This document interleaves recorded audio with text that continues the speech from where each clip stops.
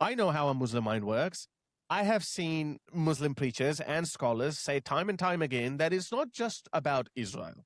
We want to conquer the entire world. Israel is standing between the West and the Islamic Crusaders. So that's why it's important for the West to support Israel, because if Israel falls, you have to be a monumental idiot to believe that this is where they're going to stop.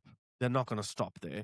Today's guest is Sultan, an ex-Muslim who now speaks openly about the ideology behind conflicts like Israel, Iran, and the West's response. He's been calling out what he describes as Israel derangement syndrome and why so many people are getting this issue completely wrong. Harris, welcome. Thank you, Daniel. Thank you for having me. Of course. I'm actually happy that this term Israel derangement syndrome, well, I don't know if I coined it, well, I don't know, but I thought of it. Obviously, there is Trump derangement syndrome. And you look at some people and you just can't make any sense out of it. Fair enough. You can hate Trump for whatever reason. But even when Trump does something right, which is good for America or which is good for the world, we have seen some people for some reason just cannot grasp it. So it's the same thing with Israel as well. Like, they have totally different standards for Israel. And no matter what you do, no matter what Israel does, these people are just going to hate on Israel. So I just wanted to go one step beyond the usual label of anti-Semitism, even though I do believe that these people, some people, I don't know about ordinary Westerners who hate Israel, whether they have this innate hatred for the Jewish people. But as a former Muslim, I can tell you, Muslims don't like Jews. They don't. So for them, it's not Israel derangement syndrome. It's just pure anti-Jewish hatred. So I just wanted to find if there is a difference between a white liberal New Yorker who is hating on Israel and a typical uneducated Pakistan living in a Pakistani village, and he hates Israel. So I can understand why he hates Israel, because the Quran and the Islamic literature is full of hatred for the Jewish people. But what's wrong with these white liberal people who seemingly used to be the biggest supporters of the Jewish people? So I boil it down to Israel derangement syndrome, which is very similar to Trump derangement syndrome. But if you marry the two, if you already hold Trump derangement syndrome, and then on top of that, you've got Israel derangement syndrome, then you get some seriously messed up people. But we're seeing otherwise intelligent people completely lose clarity on Israel. Is it driven by incentives like audience capture and things like that? I know Islam is one thing, but what else could you explain it to be? Well, as I said, so there are different camps of people who hate Israel or Jewish people. So obviously you have Islam. Now, even though I don't know if you put Mehdi Hasan in that category of smart people, Mehdi Hasan is an Islamist. No matter what happens, he will always be anti-West. He's anti-America too. He's anti-Britain. He's anti-West. And he's an Islamist supremacist. He just found a grift that you can undermine Western institutions and Western values by pretending to be a lefty liberal woke. I mean, these guys are anything but lefty liberals. Okay, they're not. They hate the Jewish people. They believe in Islamic supremacy. They love Sharia law. They hate all things Western. Pretty sure he doesn't have a favorable opinion of the LGBTQ community, but he wouldn't say it because he knows the kind of people that are supposed to that are going to align with his views. So he's not going to say anything about them. So you've got Muslims, you've got smart Muslims, dumb Muslims, ordinary Muslims. They hate Israel. They hate the Jews, basically. They hate the Jews. That's why they hate Israel. So that's one. And then you have a lot of idiots in the West who are not very smart. They hate Israel because they have somehow at some point bought into these weirdest, wackiest conspiracy theories. Israel is a country just like any other countries. So Israel has an intelligence agency, and because Israel is always under this existential threat, that's why you can't compare Belgium's intelligence agency, I don't know if they have one, with Israel's intelligence agency. So the Mossad is a very effective intelligence agency, as it has proven itself. And that's what intelligence agencies do. MI6 has done it, the CIA has done it, but somehow whenever it comes to the Mossad, then people get their knickers in a twist. Sorry for the lack of a better term. So they have bought into these conspiracy theories that whatever bad is happening in the world is the Jews, or if it's not the Jews, because they don't want to come across as religious bigots, and then they just blame Israel. It's just easy to blame Israel collectively as a whole. But then there are some smart people. You might think that they're smart people. They're well-read. They're well-educated. Yet they just cannot hold Israel to the same standards that they hold every other country to. But I think that number is very small. At the top of my head, I can't think of anyone. Maybe Norman Finkelstein. I could say he's a smart, well-read historian. He's an educated person. But I believe that his critique is not purely academic. I don't know the details of it. Then you have that blonde lady, Abby. I've listened to her a little bit, but again, she seems like a very lefty ideologue. But you got to understand that these people who may appear smart, they have an ideology that they're blindly following, which is this anti-West, anti-colonial, anti-white Western ideology, because they just want to be the saviors of the world, and they want to blame the West for all the ills of the world. So I, in my opinion, these are the three groups of people. But the smart people that you're talking about, I'm afraid they might be in a very small minority. Now, you mentioned Mehdi Hasan. I saw you recently posted a video where you directly responded to his question of Israel's right to exist. Can you walk us through his argument and what you think he got wrong? And what is his core claim in simple terms? So he presented three arguments. They were all ridiculous arguments. The first argument, and I've just debunked another video too. I'll release it tomorrow. It's even stupider than the one before. So he deliberately, so this is the art of sophistry, where you deliberately try to use semantics to confuse your audience. And he's saying, right to exist, what does that mean? What do you mean? Right to exist is a very clever question by the Israelis, because when I actually thought about it, I was like, oh, well done. Because the first thing we do when it comes to diplomatic relations is we recognize a country. What do you mean by recognizing a country? Well, we recognize you as a sovereign, legitimate state, as an entity. We recognize you. So that recognition means that, okay, we're going to treat you like other countries. Yes, that doesn't mean that we cannot go to war with you if we have a disagreement. So he, first of all, so he just muddied the definition or the point behind the question of the right to exist. But after that, he said, oh, but what is Israel, by the way? Israel is the only country, that's the claim he made. Israel is the only country in the world that doesn't define its borders. Oh, hang on a second. There's so many countries. Off the top of my head, I just remembered because I'm Pakistani, so I know Pakistan's dispute with India and Afghanistan over the line of control and the Durand line, which was set up by the Brits. And then China apparently has border disputes with 6 or 7. Don't quote me on that. I don't know how many countries actually share the borders with China, but apparently they have border disputes with almost every single country. Now that doesn't mean, so that means that we have disputed regions, but we are not saying that China as a country, we don't recognize it. We recognize China as a country, and there are internationally recognized borders. Now, when it comes to Israel, sure, you could make an argument that Israel has occupied Gaza and the West Bank, and we don't recognize that as part of Israel. And I think even Israel doesn't claim it to be the part of Israel, but or the Golan Heights or the newly acquired territory in Lebanon. I don't know whether Israel is going to keep it as a buffer zone or whatnot. You can say that we don't recognize that, but do you recognize the rest of Israel? And that's why I think it's a very clever question, because an Islamist, I could tell you, would straight away say, I don't recognize it. You don't have a right to exist. That's what it means. I don't recognize you as a state. It means you don't have a right to exist. So it's a litmus test for every charlatan who pretends to be an intelligent, international, law-abiding Westerner, which Mehdi Hasan pretends to be, but he's not. And that's why he's the only one, and I think Tucker is also another one. That's Israel derangement syndrome. Tucker is a classic example of Israel derangement syndrome. And I think that's why he developed Trump derangement syndrome as well. So Mehdi Hasan, because he's an Islamist, because he does not recognize the state of Israel, that's why he has a problem with that question. And that's why Israel invented that question. First of all, let's just get this out of the way. Do you recognize us as a state? Do you think we have a right to exist? And he said most critics of Israel also squirm and look here and there, and they can't give a straight answer, or they also concede that, yes, Israel has a right to exist. They don't concede. It's because that is their natural position, that we do recognize Israel is a legitimate state, but we don't recognize all the other settlements and all that crap. So that's why he has a problem with that.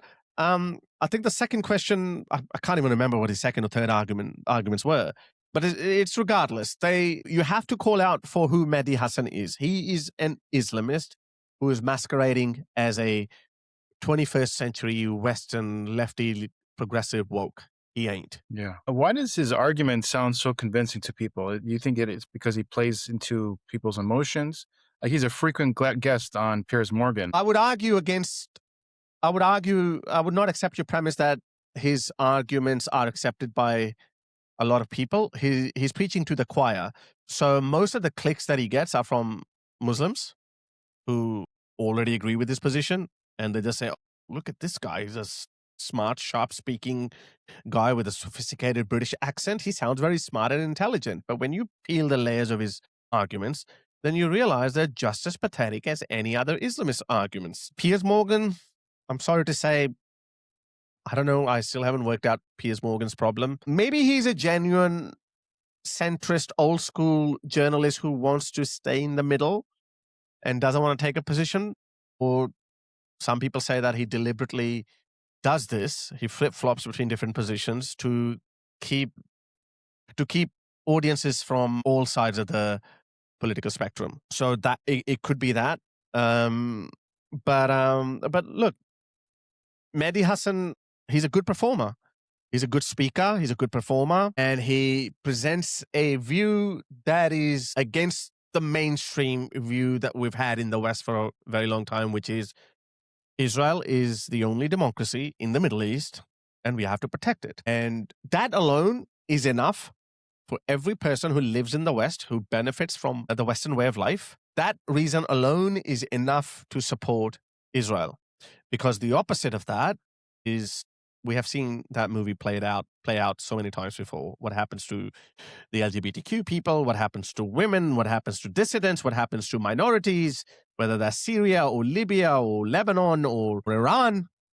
So that's why it's one of the greatest challenges of our time, that why do so many of these lefty progressives, who are the most degenerate, even by Western standards, somehow are fascinated by the most totalitarian and radical of all people, i.e. the Islamists. So it's a great mystery of our time. Worry about Israel's future from that point of view, but I also have a glimmer of hope that most of these people are young people. And yeah, when you're young, you want to be a hero, you want to be a champion of some sort of a civil rights movement. But as you get older, as your prefrontal cortex develops a bit more, as you learn a little bit more about the world, as you get literally or proverbially punched in the face a few times, then you realize that the world is a lot more complex than your idealistic worldview that you developed from the safety of your parents' home. So here's the hope that when they get to 40, 50 years of age, when they do become politicians, then maybe they will start seeing the world differently. That that Islamists cannot be your friends. And I've seen this propaganda play out by so many of these people. And a lot of these accounts, mind you, are from Muslims who are pretending to be Westerners, who are peddling this idea that Muslims and Christians, they get along so well. It's always the Jews, and we are more likely to be allies with Christians. It's the Jews we can't be allies with, or it's the Jews that Christians can't be allies with, which is all hogwash. Again, only a person who is ignorant of history will buy that. So that's why I'm hoping that maybe when these young people will grow up a little bit, when they enter their 30s and their 40s, they might start seeing the world differently. Now, you grew up inside this worldview. How are Muslims taught to see Israel and the Jewish people? Is this about land? Is something deeper than that? It's definitely a bit of both. So first of all, you naturally despise Jewish people because, your end times are not going to come. Jews are the worst of all people. So there's a hierarchy among Jews and Christians as well. I know there's some Quranic verses where it says Jews and Christians can't be your friend, but there is a hierarchy of evilness within the Muslim worldview as well. Jews are the worst, even though they're the people of the book.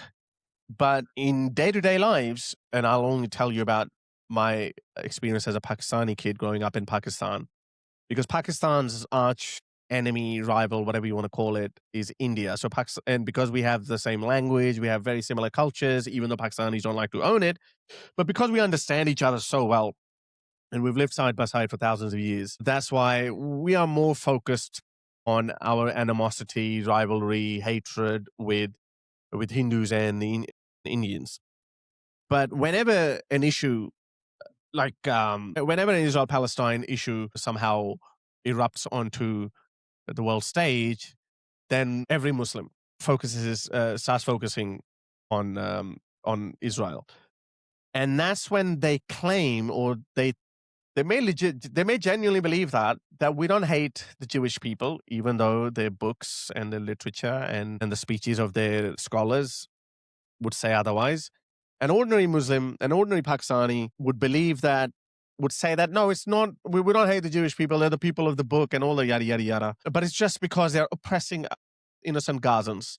That's why. I would say that we have made a lot of progress since October 7, 2023, because before that, I wasn't really that interested in that dispute either, because nothing had happened. I hadn't really had time to think about this dispute. I read a book. I'm forgetting the name. It's not a very big book, but I'm forgetting the name of the historian who wrote it. So I just wanted to have a basic understanding of the dispute, starting from the father of Zionist, Herzog, Tom, what was his name? Sorry, in 1898 when he coined the term, when he had that meeting, and then after that, until the time through Balfour Declaration, and until the creation of the state of Israel. So I wanted to learn all of that, and I wanted to understand. Okay, let's just objectively have a look. What's wrong here? And I understand it's not as clear cut or black and white as Muslims present it to themselves, because for them, it's a religious issue. I know right now they pretend that we're just fighting for the rights of the indigenous people. And this has actually worked. This talking point has worked for them really well. That's what they have sold to your Western liberal wokes, because they're already anti-colonialists, they're anti-settler colonists. So they say, oh, so these are white European Polish Jews who have come in from Europe, and they have displaced the indigenous population, and voila, that's it. That's all there is. They obviously ignore all the other details that 40 to 50% of Israel is made up of Mizrahi Jews who were expelled from neighboring Arab countries. Above all, you could argue, you could maybe even go as far as saying that I think the state of Israel should not have been created. However, it is 75 years old, 76 or however long it's been. Israelis have created a very successful country in the Middle East. It's a prosperous, successful country, and it has shown that even in that part of the Middle East, you can create a Western-style liberal democracy. But Muslims don't want to know any of that, because for them, it's all about capturing Jerusalem. It's all about making the Jewish people live beneath the heel. But sometimes they just, as I said, sometimes they just want to tell themselves that, no, it's not about the Jewish people. We're just fighting for the oppressed Gazans. And the counter argument to that is, of course, you're not interested in the oppression of your fellow Gazans or your fellow Muslims, because if that were the case, then you would have been jumping up and down over what happened in Syria, what happened in Libya, what happened in Yemen. Far more Muslims have died in Syria and Yemen than people in Gaza have died, which I believe the civilian casualty is probably only about 25 to 30%, 30,000 people, which is not even 1% of the population. But they don't care about these details. Because as I said, I know it's about capturing Jerusalem. It's about making Jews live under their heel. Yeah. Now, it seems like there is a double standard against Jews. We saw for two and a half years people protesting for Palestine, and then when you see the people being slaughtered in Iran for the tens of thousands, they turn off the internet and all that stuff. You didn't see many people protesting besides for Iranians. Well, how do you explain that? Oh no, it just simply goes on to show that people care about their whichever echo chamber they live in, or whichever side of the narrative they fall on. That's what it proves. So if the suffering of Gazans supports your side of the narrative, then you're going to protest all you want. You're going to protest day in, day out. But if the people of Iran are suffering and they're dying in huge numbers, then and it doesn't support your narrative, then you're just going to look the other way. That's all there is. And we've seen people have been dying in Sudan and Somalia and Nigeria. Nobody cares. These people don't care. I recently tweeted a video of the city of Homs in Syria when it was bombed by Bashar al-Assad, supported by the Islamic regime of Iran, and all you could see were just these endless ruins. You know how they keep showing the videos of Gaza that is flattened? It was exactly like that on a much bigger scale. Nobody said anything. Nobody talked about anything. So many people died of starvation, famine in Yemen. Nobody said anything.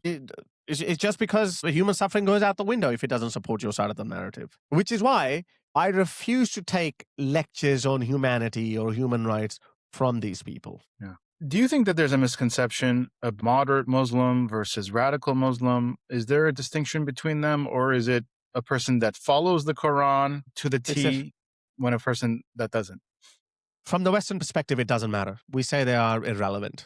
Moderate Muslims, good Muslims, silent secular Muslims, they are irrelevant because we have reached that critical point where the West has to make a firm decision on what to do with people who are here to undermine the Western way of life. The West has to decide that. And this is the reason why this debate around immigration has erupted almost simultaneously all around the Western world. It's a massive hot topic here in Australia now, especially after the Bondi Beach massacre. There's only one community that keeps on doing what they keep doing. We don't see Hindu terrorists. We don't see Buddhist terrorists. We don't see Chinese terrorists. We didn't see angry Vietnamese people that, hey, you bombed the shit out of our country. We don't see any of that. But there's one group of people who just never relent. They never stop. Their grievances never end. So whether they're good Muslims, and I'm sure there are plenty of good Muslims. My whole family is still Muslim. And even though a lot of them might sometimes feel bad for Gaza or feel bad for the Islamic regime of Iran, not just Iranians, but the Islamic regime of Iran, because of childhood indoctrination of America's unfairly trying to be the policeman of the world. But they're good people. They wouldn't push the envelope. They wouldn't go and protest or do anything. So there are a lot of those Muslims who do exist, but they're irrelevant. One example that I keep using over and over again is that how many good Germans there were in 1933? Only 24% people, 24% of the German population voted for Hitler. What about the other 75%? They were good Germans. Maybe they didn't like Hitler. But what happened to them? Where did they go? Once Hitler came to power, they became irrelevant. If they opposed Hitler, then they died. If then they just shut up and they just got on their merry way.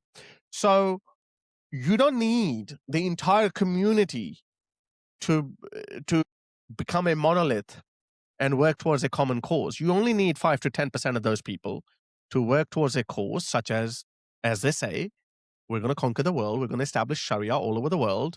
Jews and Christians are going to die, or they're going to be turned into dhimmis, and they're going to pay jizya. Muslims say that. I'm not saying that. It's written. It's one thing to have these things in your scriptures, but it's quite another for these people to speak with American and British and Australian accents and openly broadcast this message. And for some reason, our Western governments are just helpless. And I refuse to believe that too, because Keir Starmer's government in the UK has proven that when they want to shut down people or when they want to arrest people over mere words, then they can easily do that. They have arrested thousands of native Brits over mean tweets. But when Muhammad Hijab or some other radical Muslim openly says that we want Sharia in the UK. We don't care about your laws. They say, oh, sorry, we can't do anything. They have free speech. That's BS. That's baloney. So I don't buy that. So as I said, those good Germans became irrelevant just like that. These good Muslims, they're irrelevant. I don't care if you're a lipstick Muslim. If you're not actively speaking against these people, which most of them don't say anything. If anything, they jump on their side. There are a lot more causes there are a lot more causes for them that unites them. There are a lot more causes that unite them than unite them with the West. Gaza, the Islamic regime of Iran, U.S. bombing Afghanistan or Iraq and all of that. So whether you're a moderate or a radical Muslim, they all become one over these political issues. We've seen that play out after October 7, 2023. No matter how much of a lipstick Muslim you are anti-Israel. And then by extension, you start hating on America and Britain. And this is the reason why the UK government, which has been a longest standing ally of the United States, and now it's happening to Australia as well, these guys have destroyed their alliance with the United States. I know there's a political element to that too, and I think Trump could have handled it slightly differently. But these people have no intentions of helping out, not only just helping out the US to destroy Iran, to destroy the Islamic regime of Iran, but also help out themselves. The Islamic regime of Iran hates Australia. They hate Canada. They hate the West. They hate the UK. The Islamic regime of Iran is causing an economic hardship in our Western countries by blocking the Strait of Hormuz, but these people don't want to do anything. You know why? Because they're absolutely petrified of their Muslim populations. So, yeah, look, I'm sorry. As I said, the good Muslims, they are irrelevant. We don't care about them. We can't care about them. It's not about individuals. You can find good individuals everywhere. But when it comes to building societies or preserving your social values, then you have to look at it collectively. You have to look at groups collectively. And unfortunately, some cultures are still very, very tribal, i.e. Islam. Yeah. Why does it seem that sometimes Muslims in the West become more radical than Muslims that are in, Islamic countries? For example, you mentioned Bondi Beach. What do you think is driving that?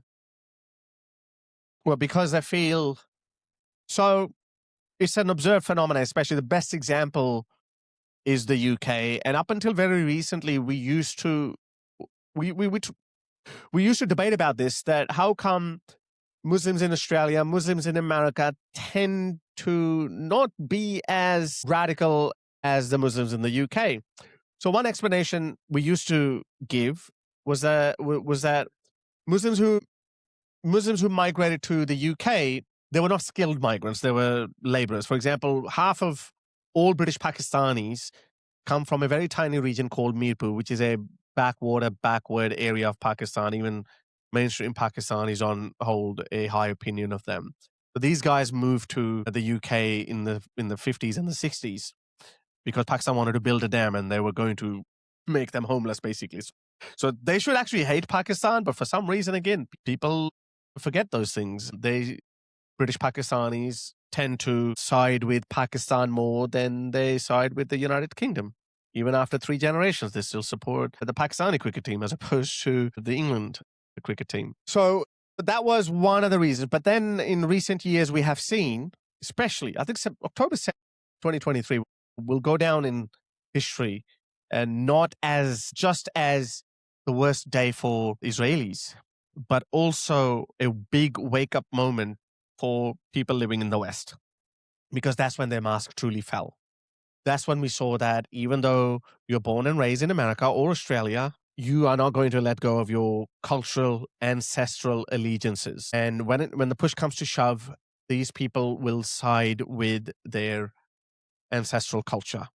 They don't care about America. They don't care about American values or Britain or Australia. They will bring their grievances, and those grievances will simmer down generations, and they will keep on going, and they're not going to stop. There's no end in sight for this. So, sorry, just to answer your question, so that's obviously that theory is false, that we had that, maybe British Muslims are just not that educated, and because the US and Australia imported a lot of skilled migrants. So a lot of these migrants who came from Muslim countries, they were actually professionals up until very recently. Then obviously, we've had this migration crisis and anyone can come to these countries, even Australia. So that theory turned out to be false because these people are more educated, but they're still anti-West, they're still anti-Israel, anti-Jew, and they still don't mind making excuses for those who commit terrorist acts on Western soil.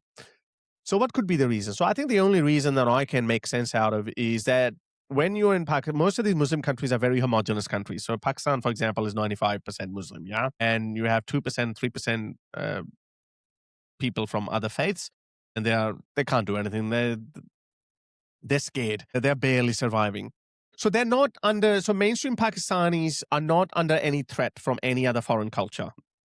So that's why they are more insular and they're more nationalistic and they're not that worried about any other thing. But when these people migrate to Western countries, then they're competing with a superior way of life. Kids are always worried about it.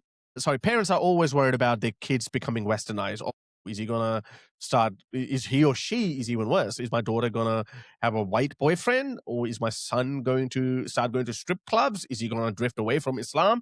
So it's one of the biggest nightmares of Muslim parents. So what they do, they actually try to shield them from Western influences. They don't let them go out with Johns and Toms and Michaelas or whatever. So they become more insular, and then they create parallel societies.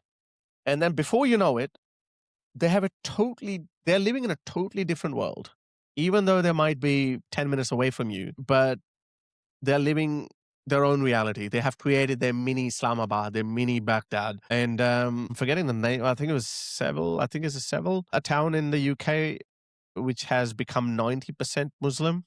And someone was saying that some Muslims there who live there, they have their own mini ecosystem there. They've got their butcher shop, they've got their office, they've got their work, they've got their school. Everything is just in there. So you could have a Muslim child born there and grow up without ever being exposed to mainstream British culture. What do you think is going to happen? What do you think? What kind of values that kid is going to have? And that's the reason why we see these people who seem like they have come from a totally different alien culture, but they're living in London. So I think it's because their parents were worried about Western influence, so they shielded them from Western influence, and they created a parallel society. And that is the biggest example of the failure of this experiment we now know as multiculturalism. How do you explain these rape gang scandals that happened there in the UK with Muslim men and primarily white girls or girls that are not Muslim? Dehumanization. It's very simple. Jews and Christians, dozens of Quranic verses where they're compared to animals. And some Muslims have even given testimony that white girls deserve this. They are here just for this. Islam doesn't necessarily say that this is how you treat people you have a treaty with. Islam doesn't necessarily say that. But there are a lot of other things Islam says, such as, horrible punishment, slavery, sex slavery. Islam endorses all of that. So these people can somehow justify that we are at war with these infidels, and therefore these girls are fair game. We can't take them as sex slaves. I'm not saying that Islam directly says that to do this, but it is quite clear that this is how these people were thinking. Or simply, if you just want to leave Islam out of that, then it's simply a reflection of British Pakistani society living in Britain. If their parents had brought them up with better values, with better morals, then number one, their kids would not have behaved like this. Then number two, they would not have protected them. We have now seen cases of parents, family members, friends actively shielding and protecting their rapist sons, knowing full well that they were rapists. There's one video circulating. I don't know I don't know whether that was mainstream media or not. Irrelevant. Where a father was saying, well, these girls, they were loose girls, they just wanted it. And he's talking about a 14, 15-year-old girl. So when we even talk to these seemingly moderate lipstick Muslims like Bushra Sheikh, etc., when they actually blame the victims. They say, well, the reason why these white girls are being exploited is because they're out on the streets. Muslim girls are not exploited because they have better values. So this is a clear legitimization or delegitimization of Western way of life. Yes, Bushra or whatever, all of these kind of Muslims who agree with this way of thinking, we don't treat girls or women in the West as second-class citizens. We don't lock them up. This is the whole reason why West is the first place where women got liberated first. And this is the reason why women are still fighting for liberty in Muslim countries. But these people have different cultural values, and I have no hope. or integration of these people. It's just not going to happen. If anything, as you said, these people, I don't know if you've seen this photo of, are you familiar with this Greens deputy leader in the UK? His name is Mohsin Ali. Are you familiar with him? So he is a deputy, he's an Islamist, full-on Islamist with a beard and Allahu Akbar shouting kind of person. He's since toned it down when he received backlash after winning this local body election somewhere in England. He's a deputy leader of the Greens, so the classic lefty Islamic alliance, and the leader of the Greens party in the UK is a gay Jewish man, and his deputy is this full-on radical hardcore Islamist with a beard, and I have no doubt in my mind he believes in throwing his gay leader off a rooftop. I have no doubt in my mind. And I just don't understand why these questions are not posed to these people. So he, as I said, is a full-on, his attire, his whole get-up, the way he walks and speaks, and his wife wears a niqab, only eyes are visible. He doesn't even wear Western clothes. Recently, his parents' photo came out, and his parents, who migrated to the UK back in the 60s or 70s or whenever, his parents were seemingly moderate. His father was wearing a suit and a tie, and his mother was wearing traditional Bangladeshi dress, not Islamic dress, traditional Bangladeshi dress. And that was a clear reflection of how even moderate Muslims who come to the West, there is no guarantee that their children are going to be more liberal. If anything, the children are going to be more aggressive, they're going to be more radical, they're going to be more Islamic and more Islamic in their way of life. So, as I said, I don't think there is any way of integration. This is why I genuinely believe that we have reached an inflection point and we are headed towards a serious cultural clash. I like to think that the Islamists are not going to win, but hey, who knows? We've seen voices like Candace Owens, Tucker Carlson shift on Islam, like a 180. What do you think is driving that? Do they believe it? Are they following an audience? Is this just because of their anti-Israel narrative? It's Israel derangement syndrome. That is a primary motivator. The enemy of my enemy is my friend. That's exactly the simple logic that they're following. I don't think Candace Owens has ever read any book, to be fair. I don't follow her. I've seen just clips here and there. I don't find her worthy of my time. Tucker Carlson, as I said, yeah, he can be smart, but again, Israel derangement syndrome. And then some people say that he got disillusioned with Trump as well. He played a critical role in promoting Trump, even during his first term. But then, obviously, Trump is a larger-than-life character. I don't think he can be tamed. I don't think he listens to only one person. He's nobody's puppet. He's a maverick in his own right. So Tucker probably got disillusioned with Trump at some point. And look, to be fair, maybe he does see America differently. He doesn't want America to get into wars. And I don't blame those Americans who think that Israel might have dragged the US into this war, because the Islamic regime of Iran is a bigger threat to Israel than it is to America. But at the end of the day, it's a threat. It's a threat for everyone. It's not only a threat to Israel, it's a threat to its neighboring countries. It's a threat to, as I said, Australia and the UK. Both Australia and the UK have foiled multiple terrorist attacks on our soil. And death to America, death to Israel. The Islamic regime of Iran is a sworn enemy of the United States. The United States is a big Satan. So yes, America might be out of the reach of Iranian missiles. But that alone is not a reason not to go to war with them. America has interests in the region. America has obligation to protect its allies, not just Israel, Saudi Arabia and the UAE. So yeah, look, I'm sorry I can't give you a definitive answer on Tucker, but it could be an amalgamation of all these points. But this is why sometimes I believe you just have to zoom out and you have to simplify it as much as you can. Is the Islamic regime of Iran good for the world or not? I don't think it is. It's not even good for the people of Iran. And apart from Israel, I am more interested in the defeat of the Islamic regime of Iran, just so this beautiful country can be free once again. It has enormous potential. It can have the standard of life comparable to other Gulf GCC countries, but they're running out of water. They're living like third worlders. They don't deserve that.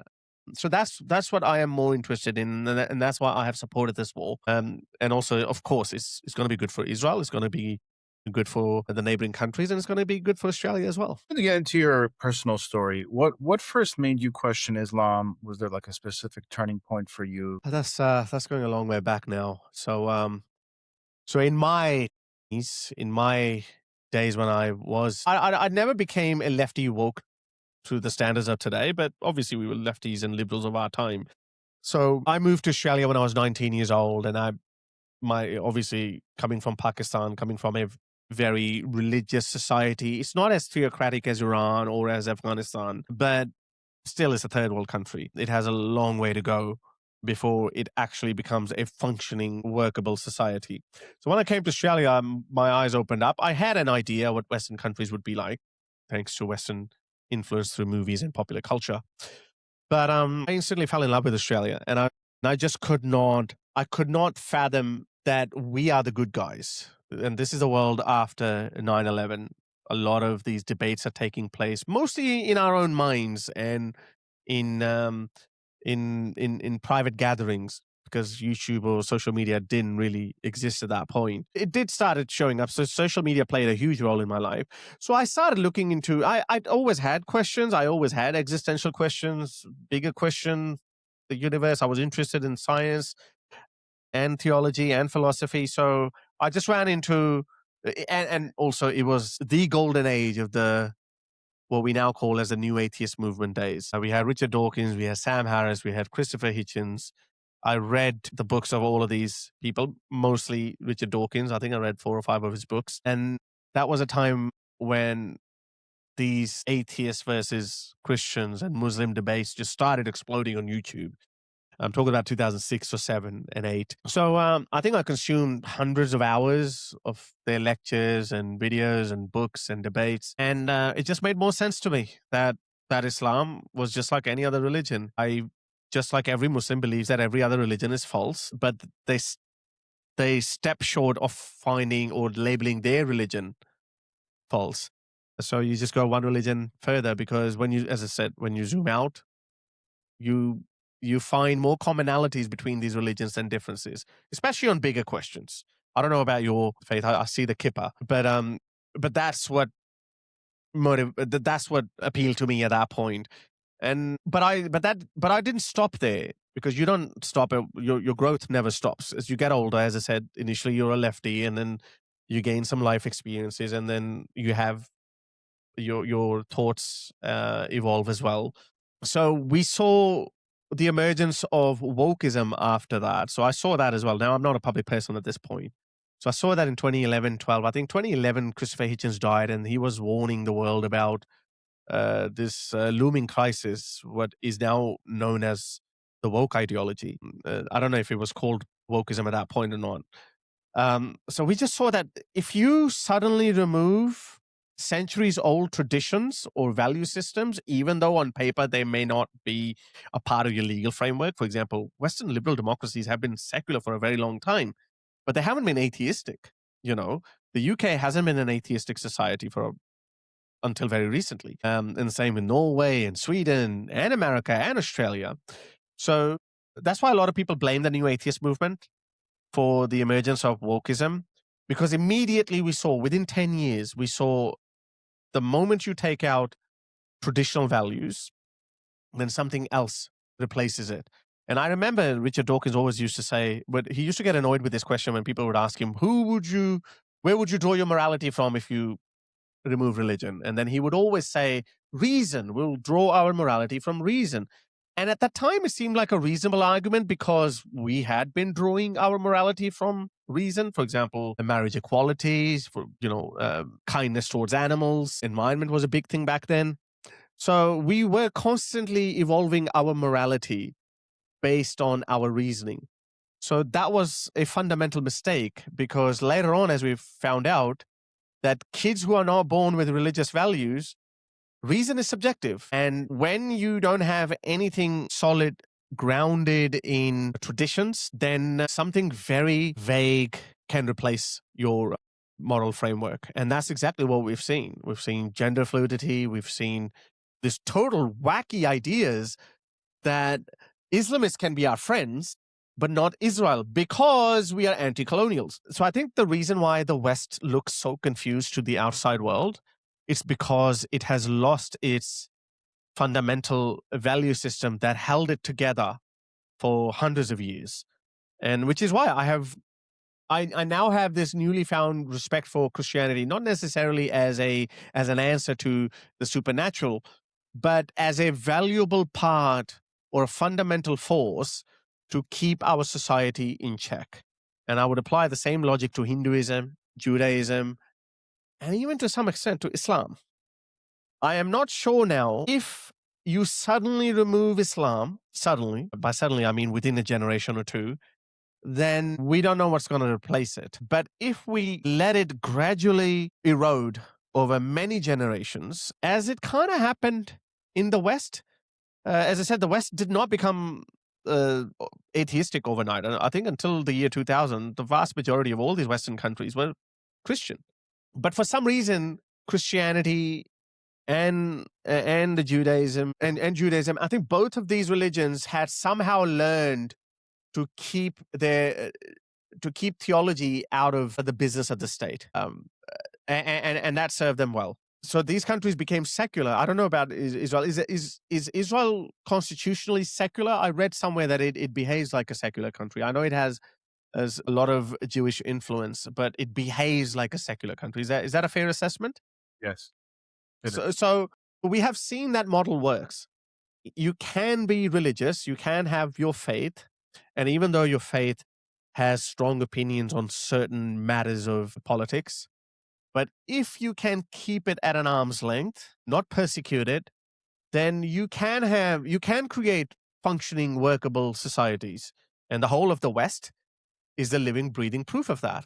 Muslims haven't gotten to that stage yet. But some countries are proto-democracies. I like to call Pakistan a proto-democracy, but that they can't really separate Islam from the matters of the state. For example, there is a very concentrated effort to lift the life standards of the minorities in Pakistan, of the Hindus and the Christians, because we have seen a lot of Islamists, they kidnap Hindu girls, Christian girls, underage girls, 14, 15-year-old girls, and then they convert them to Islam because anyone can convert to Islam. So the government tried to ban that by saying that you cannot switch religions until you're 18. And the government had to, eat their foot, because the Islamists jumped up and down and they said, well, half of our early Muslims converted to Islam when they were little kids. So you can't actually take that away. So these are the kind of challenges that I think the Muslim world has to come up with solutions. Did you risk anything by leaving Islam? Did you lose relationships or anything like that? Not necessarily. I always say this, that my conversion story is the least sexiest of all. I wasn't outcasted. I have always been a very private person. I have always been a very independent person. As I said, when I moved to Australia, I was 19. I wanted to learn about Australian culture. So most of my friends were Australian. My partner at the time was Australian. Yes, I maintained a relationship with my parents, but I was living on my own. So nobody had any sway on me. And my parents at that time thought that maybe this is just a phase, that he's going to come back to Islam one day. Who knows? Maybe I will. I doubt it though. But and I didn't have any Muslim friends. Just So I didn't face anything apart from some occasional online threats, which actually came much later. So I actually became an atheist in and around 2007. I went to Pakistan in 2011. I didn't want to rock the boat. I didn't engage in debates because it was none of my business. I was living a good life. And then I went to Pakistan again in 2015. That was the last time I went there. And when I came back, then in 2017, the Pakistani government all of a sudden started persecuting atheists, underground atheists of Pakistan. And one of the atheists, well, his parents say that he wasn't an atheist. His name was Mashal Khan. He was a university student, and he was brutally beaten up and lynched by a mob with bricks and stones and sticks. That angered me so much that I just put myself in his shoes, and I was like, well, this guy is just like me. I was a little bit older than him at that time because he was a university student. I was like, this guy, his only fault was that he was living in Pakistan. That's why he could not live his life the way he wanted to. The kind of life that I'm enjoying at the moment. But I think at that time I said, enough is enough. I'm going to come out and I'm going to critique I'm going to call out your religion. So I started doing that in 2018. I opened up a YouTube channel initially. In 2017, I started a Facebook page, but I didn't show my face initially. And then people started saying that, oh, he's not a Muslim. He was never a Muslim. It's a Jewish conspiracy or a Hindu conspiracy. So then I showed my face. I said, okay. So my whole movement, my whole activism started because of their bad behavior. If they hadn't been acting like they have been acting for the last 1400 years, this entire ex-Muslim movement would not have started. I was the first Pakistani, at least in Pakistan, who showed his face, and I burst onto the scene, and suddenly millions of Pakistanis became aware of me. And they were like, huh? Is that such a thing? How can anyone be an ex-Muslim? You can't be an ex-Muslim because Islam is the one true religion. That was their logic. And then more and more people started coming out, and our ex-Muslim movement is about 20 years old now, even though I was a late entrant to it. But a lot of Muslims now know that, yes, people leave Islam too. But then they have another coping mechanism for it. They say, oh, you were never a Muslim. You never truly believed, which again, we don't care. And look, to be honest, I don't even care about talking about Islam. I just say, you know what? Go believe whatever you want to believe. But I am more interested in, I have a bigger fish to fry now, because sure, I can't go to Pakistan. I don't want to go to Pakistan, but you guys are coming here now. So maybe it's going to be difficult for us to live in the West. As you know, the UK, some parts of the UK are just as dangerous as Afghanistan or Pakistan. I take good precaution when I go to some parts of England. So such as East London or Tower Hamlets, or, there's so many other places like that. Harris, this has been a very enlightening conversation. I truly appreciate it. Where can people find you? And if you want to leave us off with a final message. No, thank you very much for having me. I'm pleased and honored that people are interested in hearing what I have to say. You can obviously find me. You can just Google Harris Sultan. I regularly upload videos on my YouTube channel. I talk about these topics. These days, I'm the biggest Western crusader. I genuinely believe that Western civilization is worth preserving. It is under a direct assault. I'm not saying that the West has already lost. I genuinely, in my heart, don't believe that the greatest civilization humanity ever came up with can just roll over and die and give up to people with medieval values. I genuinely don't believe that. But that doesn't mean that we should take it easy. That doesn't mean that the enemy is not planning to defeat us, and which is the reason why I became a staunch defender of Israel, because I have seen time and time again, and forget about Tucker Carlson of the world and Candace Owens of the world, the Cenk Uyghurs and Anna Kasparians. They either are ignorant or they just don't care. Irrelevant, in my opinion. I know how a Muslim mind works. I have seen Muslim preachers and scholars say time and time again that it's not just about Israel.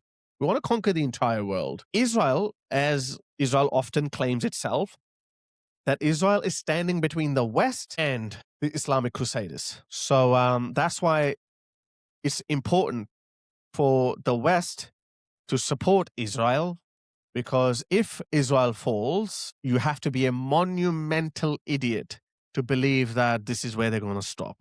They're not going to stop there. They already say that we're going to take back Spain.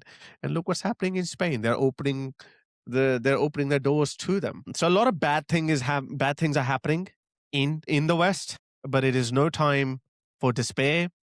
I don't think we can let them win. I don't think they're going to win, but that doesn't mean that the fight is going to be easy.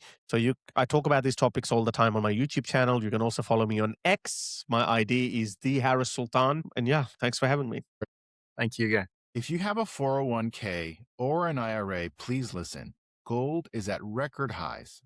What many people don't know is this: you can move part of your retirement money legally and without tax penalties into physical gold you actually own. Alpha Omega Gold helps you do this through a gold IRA. Your gold is real. It is stored safely. It is in your name. Learn more at ao.gold/stand.